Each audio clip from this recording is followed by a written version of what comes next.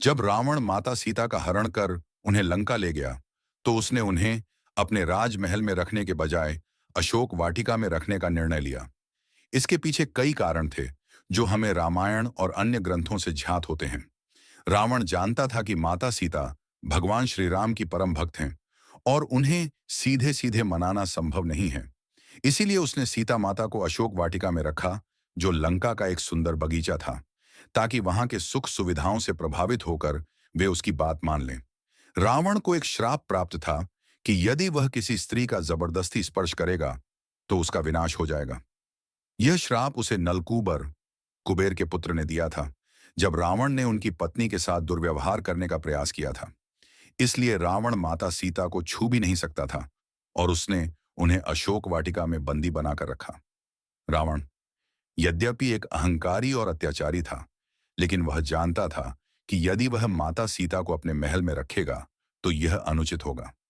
सीता माता अपने पति श्री राम की पत्नी थीं और राजमहल में रखने से उनकी पवित्रता पर कोई लांछन न लगे, इसलिए उसने उन्हें वाटिका में रखा। रावण ने माता सीता को अकेलेपन और भय में डालने के लिए अशोक वाटिका में रखा, जहां उनकी सेवा में राक्षसियां लगी रहती थीं। वे बार बार माता सीता को डराती, धमकाती और यह समझाने की कोशिश करती कि श्री राम उन्हें बचाने नहीं आएंगे, जिससे वे मनोवैज्ञानिक रूप से कमजोर पड़। लंका में कई लोग रावण को गलत कार्यों से रोकने का प्रयास करते थे, विशेष रूप से विभीषण, जो रावण के भाई थे। विभीषण ने रावण को सलाह दी थी कि वह माता सीता को सम्मानपूर्वक श्री राम को लौटा दे, क्योंकि उनका हरण करके उसने बहुत बड़ा अधर्म किया था।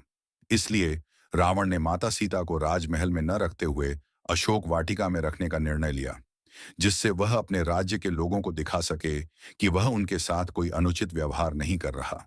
अशोक वाटिका का अर्थ होता है जहां शोक न हो, लेकिन माता सीता के लिए यह स्थान उनका बंदी गृह बन गया। इस वाटिका में रहते हुए भी वे श्री राम की प्रतीक्षा में थीं और किसी भी प्रकार से रावण के प्रभाव में नहीं आईं।